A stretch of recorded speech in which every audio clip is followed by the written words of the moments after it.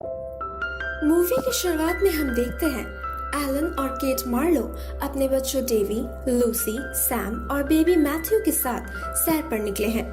रास्ते में केट एक गर्भवती औरत से मिलती है और उसे अपने घर ले आती है। एलन को वो औरत थोड़ी अजीब लगती है क्योंकि वो उसे घूरती रहती है, मगर इस बारे में वो केट से कुछ नहीं कहता। जब एलन और केट उसे थोड़ी देर के लिए अकेले छोड़कर जाते हैं तो वो औरत उनकी टेलीफोन लाइन को डिस्कनेक्ट कर देती है। वापस आने पर एलन उस औरत को उसके घर ड्राइव करने की बात करता है, मगर उसी वक्त उसे लेबर पेन शुरू हो जाती है और केट उसकी डिलीवरी में मदद करती है। अगले दिन सुबह वो कपल देखते हैं कि वो औरत अपने बच्ची को उनके घर छोड़कर वहाँ से चली गई है।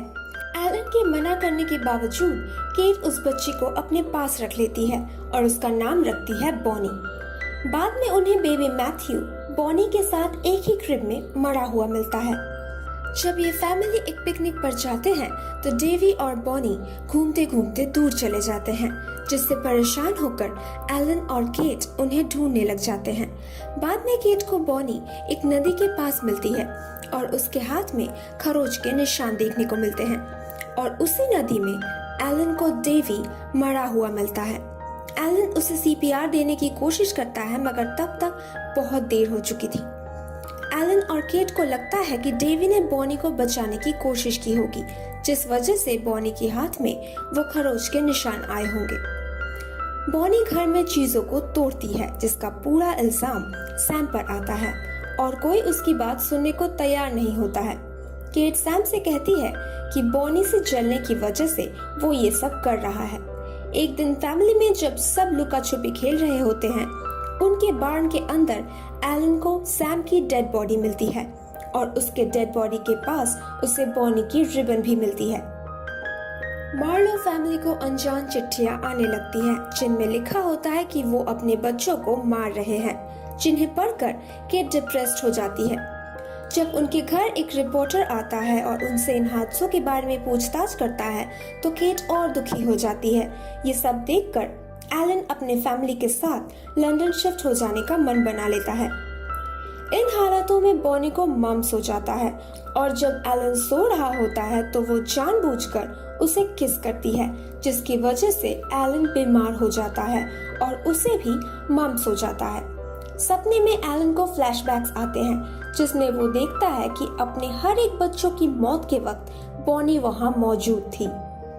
पार्क में खेलते वक्त एलन देखता है कि बॉनी एक खाली झूले को लेकर लूसी के झूले की तरफ ढकेल रही है।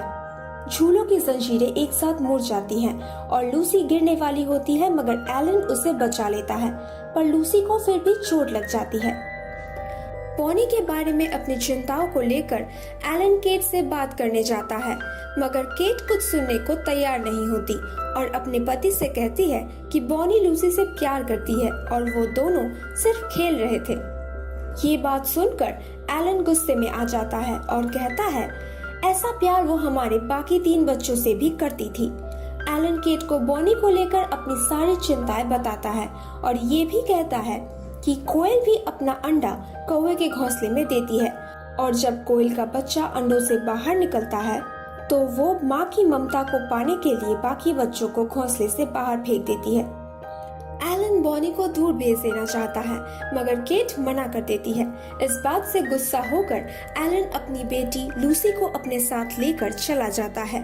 बाद में जब एलन केट से मिलने जाता है तो वो देखता है कि उसकी पत्नी लूसी की वजह से दुखी है, मगर वो उसे नहीं बताता है कि उसने लूसी को कहाँ छुपा रखा है और वहाँ से चला जाता है।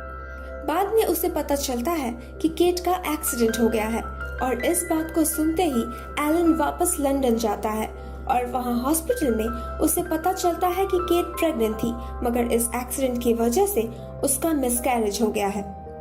लंदन के अपार्टमेंट में वापस जाकर उनके पड़ोसी मिस्टर टैवर्नर से एलन को पता लगता है कि सीढ़ी में गिरी हुई एक डॉल की वजह से केट का पैर फिसल गया था और वो गिर गई थी, मगर बॉनी उस वक्त मिसेस टैवर्नर के साथ एक ट्रिप पे गई हुई होती है।